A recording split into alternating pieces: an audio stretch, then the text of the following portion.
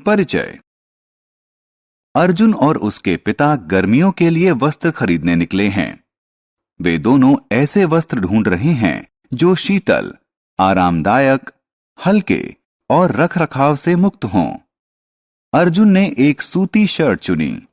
पिता को वह पसंद नहीं आई क्योंकि यह भारी थी और यह आसानी से सिकुड़ जाती है।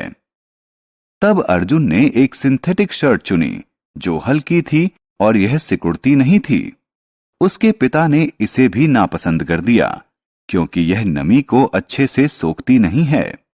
अंततः 2 लंबे घंटों के बाद उन्हें वह शर्ट मिल गई जो मिले जुले कपड़े की बनी थी और उसमें वो सभी विशेषताएं थीं जो वो ढूंढ रहे थे।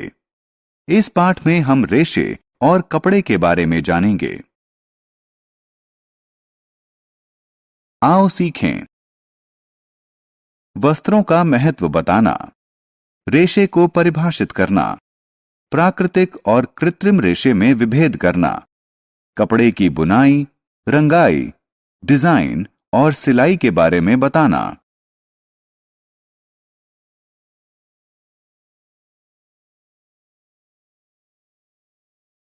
वस्त्र जो हम पहनते हैं।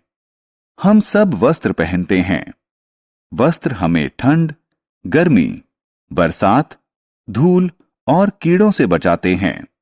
हम मौसम और अपने काम के अनुसार वस्त्रों का चयन करते हैं।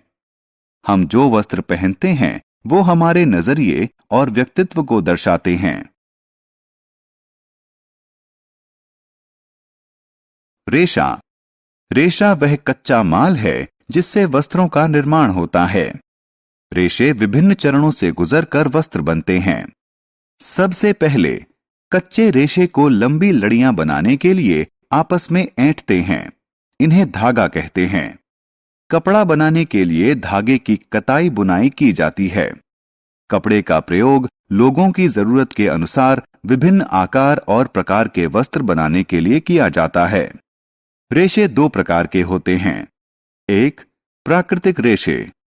2. कृत्रिम रेशे। प्राकृतिक रेशे। प्राकृतिक रेशे पेड़ों और जानवरों से बनते हैं। सूत, ऊन और रेशम कुछ प्राकृतिक तंतु हैं। सूत पेड़ों से प्राप्त होता है। ऊन भेड़, बकरी और ऊंट से प्राप्त होता है। रेशम रेशम के कीड़े से प्राप्त होता है।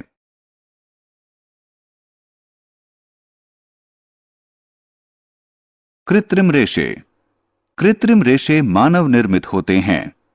नायलॉन, पॉलिस्टर इत्यादि कृत्रिम रेशों के उदाहरण हैं।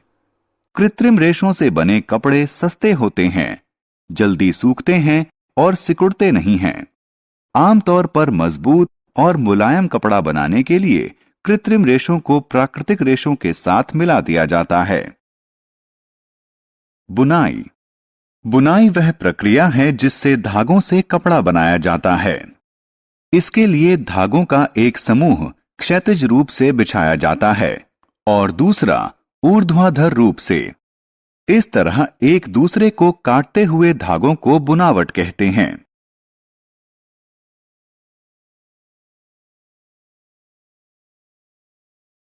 परिष्करण।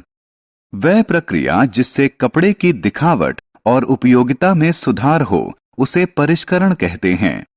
कपड़ों को दिए जाने वाले कुछ महत्वपूर्ण परिष्करण हैं। ब्रशिंग। ब्रश करने की प्रक्रिया से छोटे और ढीले तंतु कपड़े से निकल जाते हैं। कैलेंडरिंग। कैलेंडरिंग की प्रक्रिया से कपड़े की मुलायमियत और चमक बढ़ती है। ब्लीचिंग। ब्लीचिंग की प्रक्रिया से कच्चे कपड़े का प्राकृतिक रंग छूट जाता है।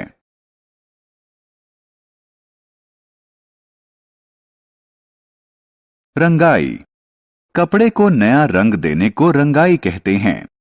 एक कपड़े को रंगने के लिए पहले गर्म पानी में रंग और नमक का घोल तैयार किया जाता है। इसके बाद कपड़े को इसमें डुबोया जाता है। कपड़े को 1 घंटे बाद बाहर निकालकर धोया जाता है। अंत में कपड़े को सुखाया जाता है।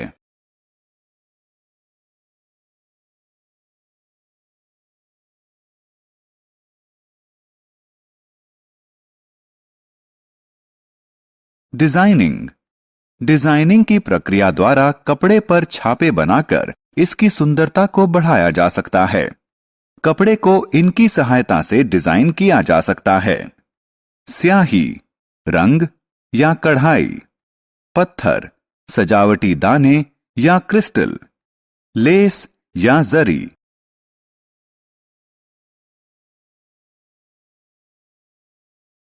सिलाई। सिलाई वह प्रक्रिया है जिससे कपड़ों को वस्त्रों में बदला जाता है। इसमें कपड़े को सुई और धागे से सिला जाता है। पुराने दिनों में सिलाई हाथ से की जाती थी, लेकिन आजकल सिलाई मशीन से की जाती है।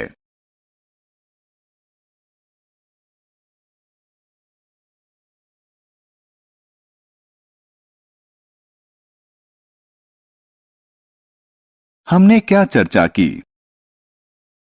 वस्त्र हमें ठंड, गर्मी, बरसात, धूल और कीड़ों से बचाते हैं। रेशा वह कच्चा पदार्थ होता है जिसका प्रयोग कपड़ा बनाने के लिए किया जाता है। रेशे दो प्रकार के होते हैं, प्राकृतिक और कृत्रिम। प्राकृतिक रेशे पेड़ों और जानवरों से प्राप्त किए जाते हैं। कृत्रिम रेशे का निर्माण होता है।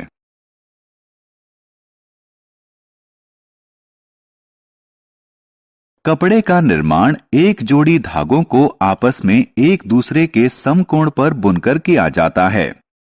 कपड़े के परिष्करण में 3 प्रक्रिया शामिल होती है, ब्रशिंग, कैलेंडरिंग और ब्लीचिंग। कपड़े की दिखावट को बेहतर बनाने के लिए उसे रंगा और डिजाइन किया जाता है। सिलाई वह प्रक्रिया है जिससे कपड़े को वस्त्र में बदला जाता है।